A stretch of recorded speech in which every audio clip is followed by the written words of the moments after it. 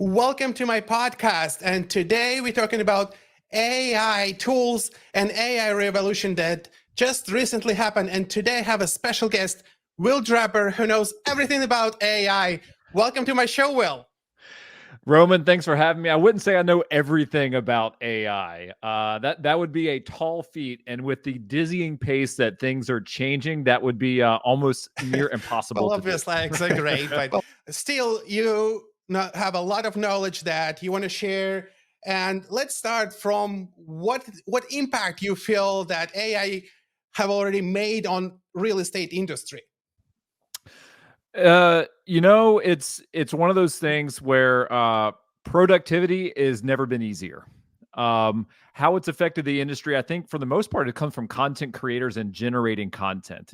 There's an array of things you can do with it. There's a lot of this pie in the sky stuff of like cloning yourself and never having to be on video and having these avatars. But in the real like day-to-day aspect and like how I actually see myself using it and other agents using it is increasing productivity and getting rid of writer's block. There's no excuse to not be able to come up with ideas anymore. So I really see it changing not only how we create content, but how we talk with clients, how we market to our clients, how we respond to our emails, how we create content for websites. Like we're able to do things that we couldn't do before or we had to hire virtual assistants for. So the number one thing I think is productivity. I'm glad that you mentioned that, and that's on our agenda for the meeting, talking about all types of AI tools. But let's get back to basics, to ChatGPT. In your opinion, what are the best practices of using ChatGPT as the tool for automation, tool for creation? What are the best practices in your opinion? So there's a couple different best practices I would definitely say. The technology changes so quickly, and they just released another couple updates over the past week, which kind of makes me look at things a little bit differently as well. So what I would say before is some best practices are having custom instructions, maintaining separate chat conversations, how you do your prompt structure, and then doing a feedback loop. Those are like some of the things I would typically start with. But, as I log in this morning and I go in, I was getting ready to have my daily chat conversation. I realized I was like, holy cow, they've released what they call GPTs. So they're personalized chat GPTs now. So when you go in, if you have version 4, you're able to create your own personalized GPT. And what's really neat here is when they create it, you can now share it with other people, right? So my immediate thought goes to, let's say, Google Business Profiles, right? So one of the things that Google loves to see is daily, sometimes multiple times per day updates on your Google Business Profile, but it's hard to come up with all of that content. Well, we've created chats and threads in the past that allow me to go back in and say, give me 10 more updates. Give me 10 more updates, because we've already trained and taught it to just give us the updates. When we need something, we just say, give me 10 more. And the problem was my assistant would tell me, hey, I need 10 more. I would go in and say, all right, I need 10 more. And then I would copy them and paste them in the email and send them back to her. But now I can share that chat thread with her and say, hey, now you get to do it all. And I don't even have to touch it. So it removes me from the equation. So like to circle back around to like best practices. I think where one place people go wrong is you open up one chat thread and you have like a million chat threads. On that left-hand sidebar, that black sidebar, they have a whole bunch of different chat threads and none of them are named and they're all super random. The best, most simplest thing you can do is start a chat thread with a persona or a particular task in mind. So for example, I like to give practical real world examples. If you want help with Facebook and creating posts and coming up with post ideas, that's an entire chat thread, just post ideas, right? If you need a better engagement strategy, that's a new chat thread idea. If you need to go to Instagram, like, hey, I need to be able to write better scripts for my reels, that's a chat thread. And maintaining those individual chat threads allow you to customize each thread to get the best results possible. Now with the new release of GPTs, you can create your own. And I was playing around with it this morning. So as I look at my screen, I started building out 2 personalized GPTs I call Insta GPT and Coach GPT. I'm able to load it with all of my content. And for example, I was building my Instagram GPT. I took all of my carousels that I've made over the past couple weeks. I uploaded them as source and reference information. So I'm able to upload my knowledge and the stuff I've created into this GPT. And here's the fun thing. I can share this, right? I can share this with other people, and ChatGPT is going to be creating a store where you can market and sell your own individual GPTs that you've come up with to do specific tasks, which I think is really neat. So you're like, oh, well, how does that tie back into best practices? Well, best practices, one GPT or one chat thread for a particular specific task. That is like the best thing you can do. This new thing is very, very new. I haven't even tested it yet, so it sounds really exciting. It's very cool. Yes, and I also know that ChatGPT is a good buddy for brainstorming.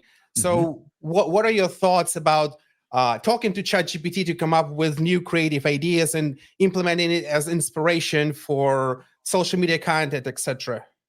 Yeah, it's great for idea exploration. And I'll give another practical example. Let's say you have a particular ideal client in mind. That's who you're marketing towards. Let's say it's first-time home buyers relocating to whatever market you're in, right? So when you're like, well, what kind of content should I create from them? Go have a chat with ChatGPT and give it a persona as a real estate agent and a marketing expert in your particular area. That's its persona, right? And say, my ideal client is a first-time home buyer moving to this area. And then I would say, what are some common questions or pain points that either first-time buyers or people relocating to this particular area might have? Give me 20 examples. And it's going to give you a bunch of examples. If you like 3 or 4 of them, say, I like example 3, 7, and 9, like, just whatever the numbers are. Can you help me come up with real estate content ideas for whatever your platform is, Facebook, Instagram, YouTube, because they're all different, right? So have these like conversations with it to explore these ideas. It's not just for give me a script. It's not for just give me a caption. Yes, you can use it for that, but that's the last thing you do. That's like the last step. It is a lot for that exploration. And I use it daily for that and have a conversation with it. And I think it's really neat. It's gotten great at these individual conversations. I was on vacation this past week, and Saturday I'm at the beach, and my best friend and his son were down visiting, and he is not in the real estate industry, right? And I had brought up ChatGPT to him a couple months ago. I was like, "Hey, you should use it for this." So I like to make my own beer, right? And we always talk about like different recipes and things we can make. And I was like, Jason, I was like, why don't you use ChatGPT and just have a conversation with it? And I was like, what do you want? And he goes, well, I want to make the world's best Irish red ale, but I want to follow specific, guidelines for what a classic red ale would be. I was like, go have a conversation with ChatGPT. So he has a conversation and say, hey, that's what do I want to accomplish? And it kicks back like a recipe, right? And he's like, I like that recipe, but what if I want it to be a little toastier? And it's like, oh, if you want it to be a little toastier, do this. He's like, well, what if I wanted a little sweeter? They're like, well, you could do this. I'm like, nah, I don't want it. Like, and he has this whole like long conversation. He showed it to me, and that he was having that conversation, nothing related to his industry. He's in audiovisual stuff, right? But as I relate that back to real estate, you can have that conversation about your ideal client. Like, figure out your buyer persona, your seller persona. When you know who your ideal client is, and you can have these conversations to come up with ideas to create content, ideas to create marketing to market to your ideal client. These conversation chat threads are so important. You should never not have any ideas on what you can do to market to your ideal client. So I love how this also ties back into best practices, right? It's not just about the end task. The best practices, know who your ideal client is, but use ChatGPT in a conversation to help you really define and refine who that ideal client is. Use that and advise my client to use to locate their niche. Ask me 10 questions to help me identify what's my niche, ideal client, what's their interests and preferences. The way ChatGPT is structured is just a little scary because right now, stepping out of ChatGPT, other AI, we have Air AI who's actually in prospect on your behalf. So taking it there, or what other AI have you been implementing? What's your preference on the other options? So I've used a lot of different plugins over the past 6 to 9 months, but with a lot of the recent releases of ChatGPT, I've gotten rid of a lot of those plugins because one of the recent updates is it now has access to the internet. So it can go search for you. You don't have to have the web ChatGPT plugin anymore. It's already built into the system. It can analyze photos, it can analyze voices. You can actually have verbal conversations with it. So I probably spend 90% of my time with that particular one now. Other ones that I really like to use, I think things like Opus Clip or Munch are great for people who create long form content to generate it down to short form content. That's wonderful. But I also realize a lot of people don't use long form content because it's harder to create. There's less people that actually do it. So for those creating short form content, the Captions app, it's an app. It's not just for captions anymore. If you look in the toolbar on the bottom side of the Captions app, that is CAPTIONS. It's like a black thing when you go to the Apple iStore. And it's for adding the captions to your short form videos, but it has some AI tools in it now that does automatic zooming in, zooming out, right? It can emphasize certain words, it can add emojis, it can add stickers, it can add pictures, right? It can add audio based on the tone of your voice. It can add sound effects. So it's got all these different AI features now. It didn't start off as an AI tool, but it started adding all of these additional features. And I think this is a really interesting thing people should take note of. There are thousands, probably hundreds of thousands of different AI tools out there. All of your favorite service providers are incorporating AI into their workflows right now. Tom's incorporating AI into his workflows.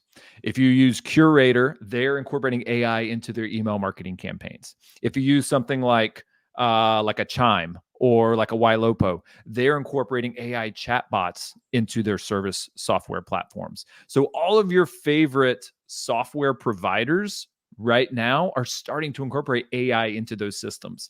And I think maybe a fallacy or people where people can go wrong with this, especially as real estate agents, is shiny object syndrome, right? Because there's so many out there that we can get distracted. Like, what I think people should focus on more than, hey, what are all these different great tools, is what do I need to accomplish? And then what tool is best to accomplish that task, right? So when I come from that perspective, ChatGPT can probably do 75% of what you need. There's some other really cool tools for editing. There's some great tools for cutting that long form content down to short form and helping you do short form video. But using just ChatGPT itself can give you 75-85% of what you really need. There's a lot of other fancy tools, and I do believe that if you can pare that down to 3, 4, 5 tools that you really, really like, then that's what you should be focused on more, right? So that's what I would tell any real estate agent is make sure you know the use case. What are you trying to accomplish, right? There is that crazy pie in the sky stuff, right? But like, how can I be more productive? How can I reach more people? How can I do better marketing with the tools that I have in my hand? Great thing that you brought that up. And I use Captions a lot, and it's very helpful app, and CapCut, and that's pretty much the flow. CapCut, captions, Yep. copy, paste into GPT. GPT, please write me the best Instagram post, and boom, Yeah, it's all about voila. workflow, right? It's about Right? workflow. Like I've been using CapCut for a long time. They have new AI tools in there. They can do captions in there. They can get rid of your ums and your ahs and your breaks and stuff in there. It's just a matter of time before they can do everything the Captions app can, right? Like the speed at which all of these other platforms start incorporating AI is gonna be dizzying. And it's just honestly, it's making it easier for us to do more with less time. But it is hard to sometimes throw on the blinders, like, okay, here's my workflow. Now, that's probably the most important thing is, all right, figure out your workflow. Like you said, you're like, I'm in CapCut, then I go to Captions, then I go to GPT, and then I use my schedule to post, or you do it manually, right? You can Right. actually use ChatGPT to auto post for you too. But, is that easy to set up for everybody? Probably not, right? There's other tools that can do that. It's having the right workflow is absolutely key. And I think you nailed it right there. And let's step down to people who just started exploring. And I don't know if you got coaching clients who entered into your roster saying, I have no idea anything about these AI tools, where are you taking them? Where they should start exploring? What would be the first step in exploration of AI?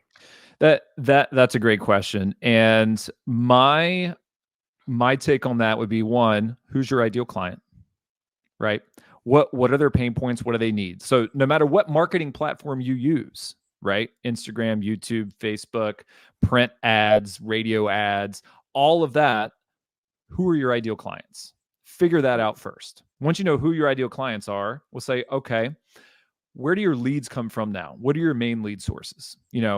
All successful agents are going to have 3, 4, 5 different lead sources, sometimes more. But most people are going to do one of those lead sources really, really, really well. Okay. Then say, okay, we have this lead source that we do really, really, really well. And we know our ideal client, right? What are those repetitive tasks that I do that take up a lot of time, that I wish a virtual assistant would do, that I wish somebody else would do that I don't have time for? And then I would write all those down, like all the things that I love to do, all the things that I hate to do, right? All the things that I hate to do that take up a lot of time. Then I start looking at those and I'm like, okay, how can I apply the tool to solve that problem? Right. And I think I gave an example earlier about the Google business profiles. That was one of them. Coming up with a lot of that content is just time consuming. But once we developed our own GPT thread for that, it became super easy. Right. And we were responding to like a client repair request recently. And I was like, it would be great if we had a chat thread for that so I wouldn't have to do the response. And so email from the agent, we built our own GPT thread, copy and pasted that email in, said, please develop a response to this with these answers. And it developed that email, right? It's just thinking about everywhere you can incorporate it. If I have to type or write something, I want to use it, right? If I have to create any type of written text, I want to use it. If I have to think of strategy, I want to use it. If I'm trying to think of hooks or pain points or what type of content people would resonate to, that is my ideal client, that's when I start having those conversations with it. And I just think about those tasks that I haven't got to, or I can't do, or I don't like doing. And then I start just picking those off one at a time, right? Get a process, get a workflow for whatever that particular task is, figure out what tools and what workflow I need to string together to make that happen, make that part of my workflow, and then move on to the next task. Trying to attack everything all at once is a really bad idea. And I feel like a lot of people are trying to do that right now. They're like, all right, I need to be able to like make automatic thumbnails using Midjourney. And now I have to be able to like clone my voice and do this voiceover so I can do 1 million of these. And they're trying to do all these things at once. Start with the small tasks, right? Get a quick win, right? Simplify your life, shave 5 minutes off of your day today. And if you can shave 5 minutes off of your day tomorrow, and the next day, and the next day, and the next day, over time, it's the compound effect. It's just going to take off. And after a month, after 2 months, you're going to shave a month of work time off. So start with the small tasks that take up a lot of time and use your brain, figure out how to problem solve. Okay, how do I workflow this using the technology available to make it faster and more efficient for me, and then document your process. Perfect. Excellent advice, Will. And this call been very practical. I want to take it a little different direction. Okay. Let's talk about projections. And once you mentioned AI can clone, now it can clone our face. Now I can make a fake Will who would be talking from the screen somewhere, and people will even start being confused. Who is this, a real person? Is this a real Will? What gonna happen? Or you feel pretty confident that human being gonna take it under control? It's interesting. I read a study recently, and there's a couple YouTube channels based out of Japan or China or somewhere over in the Far East. And there's 3 or 4 that are some of the most highly watched YouTube channels, and they are those deep fake avatars. They are not real people that are on these YouTube channels, and they are the most highly watched channels over there. I don't think AI is going to take us over, right? There's always going to be a human connection, especially in real estate, right? But is the technology going to get to a point where you're having this conversation with me and it's not really me a couple years from now? Possibly, right? But somebody still has to be behind creating this persona, right? It still has to be fed all of that information. but you're never going to take the human out of the human element, right? It is a little scary, right? But I'm not scared personally, right? I'm just going to embrace it and then figure out how can I leverage this to my best ability, right? Being scared of this technology and everything else is just going to put you in a fear mindset. And I definitely live in a growth mindset. It's like, okay, how can I use this, right? If I can completely clone myself, I'll have a 24/7 YouTube channel coaching and teaching people. Why not? Right? And just have it iterate. Anytime people ask questions, all right, generate new video about that question. Use my voice, use exactly what I would say. Right? Technology will get there at some point. And I think there'll probably be some sort of governmental regulations at some point. You have to use disclaimers of like, hey, this is not a real person. This is a avatar. It's kind of crazy that we're sitting here right now talking about that because I never had a computer until I think I was like in 10th or 11th grade, and I had this like giant floppy disk, and technology has definitely come a long way. But I would say to everybody out there, don't be scared, right? Just embrace the technology, use it where it's applicable, and focus on making amazing experiences for your clients. Very nice note. I think we're going to wrap this podcast on this message to our viewers. Thank you so much, Will, for participating and sharing your knowledge on AI. Of course. Thank you so much for being here, Roman.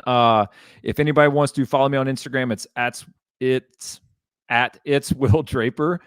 Give me a follow. I put out lots of content just to help you guys grow your businesses. And thank you so much again. Sure thing. All right. Thanks. Bye-bye. Bye.